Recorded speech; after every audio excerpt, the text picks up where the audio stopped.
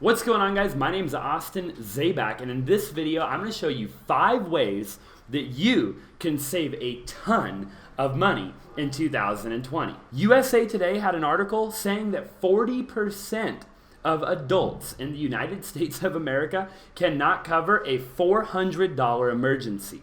Even crazier, CNBC states that your average American literally does not have $5,000 in their savings account. There are a ton of reasons why people in America live their life paycheck to paycheck. For one, instead of going down to your kitchen every morning and making a cup of coffee that literally costs 20 cents, we think we should go to Starbucks and get a triple venti, half-sweet, non-fat caramel macchiato. And for $5, you do that every day? Well, let me tell you, that'll add up. Actually, it ends up being $1,916 every single year if you were to spend $5.25 every morning on coffee. So basically what I'm saying is after the course of 12 months, if you were to take that same $2,000 that you'd have spent the last year, spending $5.25 a day, and you were to invest it into something that would yield an 8% return, compounding, that over the course of the next 10 years, you would actually have $33,753.95. Now, $12,500 of that would be interest, literally meaning that that would be money that you would make off of saving the money that you would have spent on that coffee. Obviously, when you compare that to the average American salary, you could take an entire year vacation every 10 years by literally not going to Starbucks. Or we need the newest iPhone or even the latest Yeezys that are about to drop. I mean, come on, you get the point. Most of us feel the need every single day to spend money that we don't have, to buy things that we don't need, to impress people that we don't even like, and that certainly don't like us.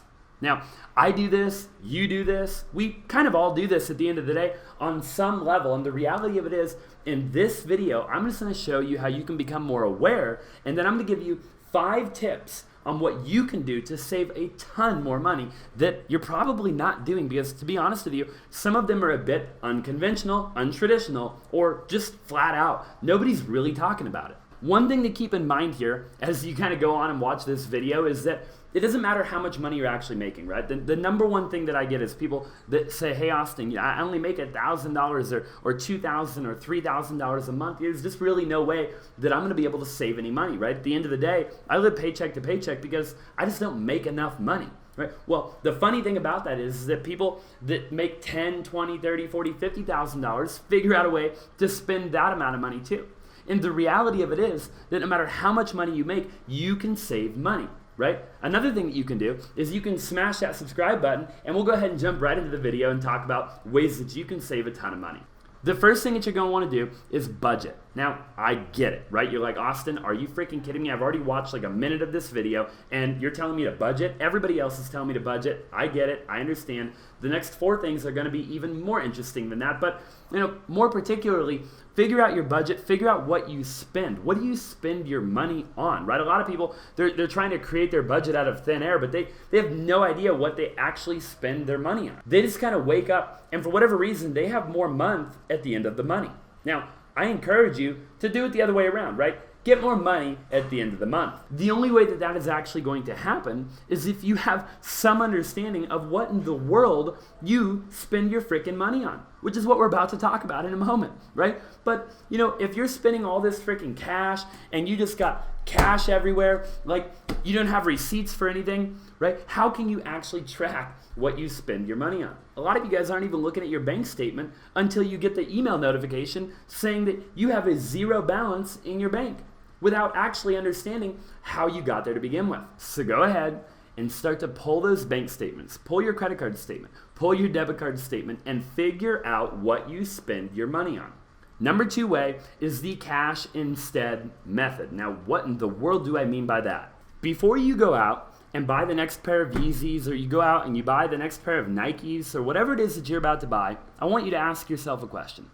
Would you rather have the cash, or would you rather have the item, right? At the end of the day. Now, I know in the moment, this sounds really, really, really good. And let me tell you, they're really good at marketing it, right? Because they know guys like you and me or girls like you are going to want to buy this, right? So they market it and they put it in front of you. And man, let me tell you, does it look so freaking good. You're looking at your favorite influencer on Instagram or Facebook or Snapchat or Twitter, right? And you're like, man, but Kim Kardashian rocks those new freaking Yeezys. And if Kim can wear them, I can too.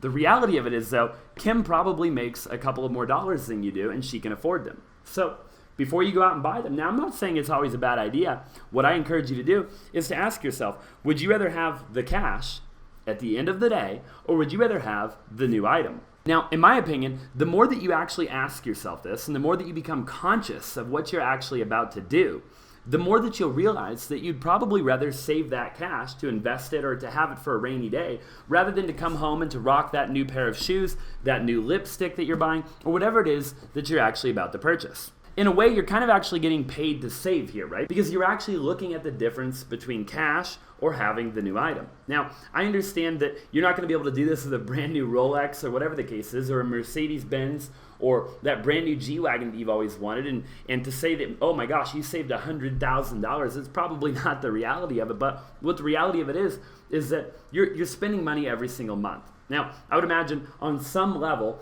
some portion of that budget, right, or of that total income, okay, the total income that you brought in last month, right, and now you've spent X amount of dollars, some percentage of that is going to be things that you didn't actually need at the end of the day. Now, in the moment, you might have thought that you needed them, but you probably didn't, all said and done. So you're kind of getting paid to save here if you think about it. Number 3 is the value of spending. This is probably my top way of limiting purchases and expenses. I'm all about the long term. I know for a fact that you should be all about the long term, because at the end of the day, that's what really matters. And that's what we're talking about here. So start to think about it.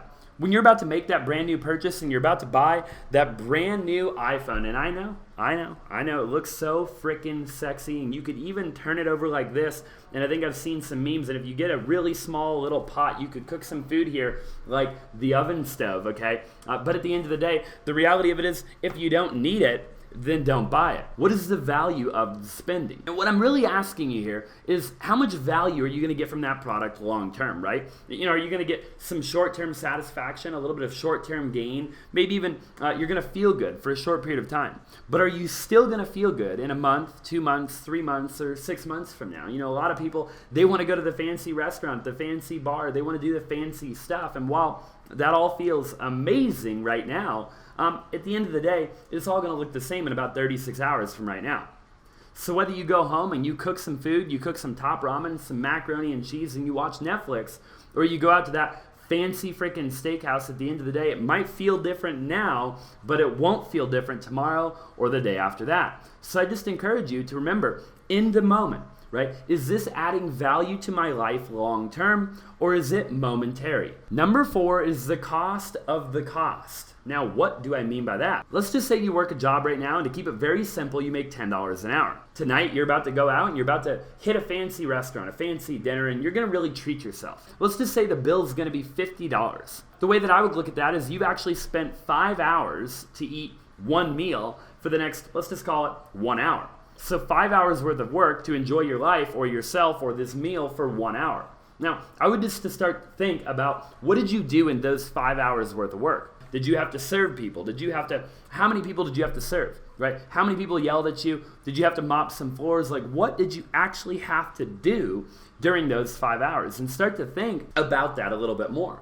And is it really worth spending those 5 hours worth of hard-earned work, right? Like, you literally traded your time and you did all of those different activities. Is it worth it to spend that money on what you're about to spend it on? Stop looking at it as just a dollar amount and start equating it to the amount of time and the amount of effort, the amount of energy that you had to put in to actually earn that money to begin with. And no matter whether you're working a job or you're an entrepreneur, it doesn't matter if you own a business. Again, you've done something you've traded some amount of time, some amount of energy, some amount of resources on some level to make that money. Otherwise, you probably wouldn't be watching this video, because your money's already working for you. You're already set for life. You're enjoying a pina colada on the beach, and money for the rest of your life is not going to be a problem.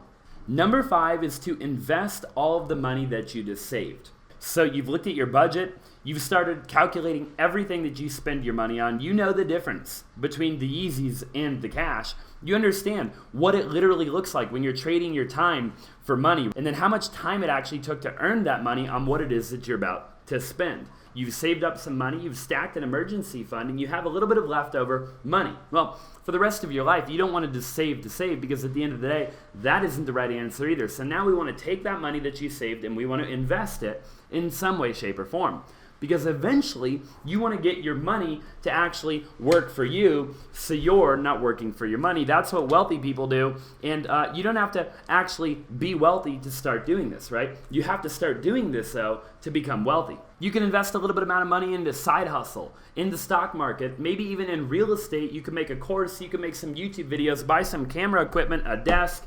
You could do whatever you can do to make some extra money. Now, at the end of the day, you can get creative, right? You can go watch other videos on YouTube. There's a ton of different things that you can do to actually make extra money. A lot of them require time and a lot of them require money. I'm encouraging you to take some of that money to reinvest it so that your money makes more money.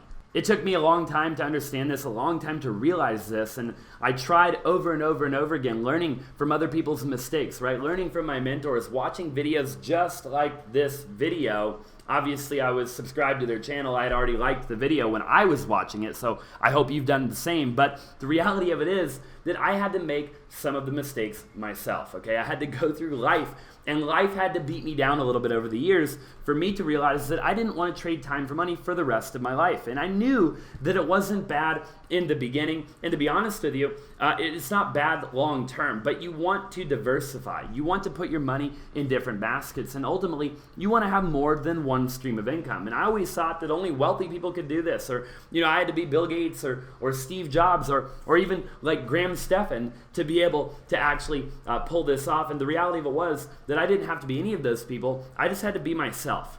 And I just had to take the amount of money that I had to reinvest it into things that I understood, right? Into markets that I had researched and things that I believed in. And ultimately, I could end up just like those people, but instead of them, I would still just be me, just a more smart, more savvy version of myself. Guys, I hope you enjoyed this video. Go ahead and drop in the comment section down below what you'd like to see in a future video. As always, I look forward to seeing you in the next one.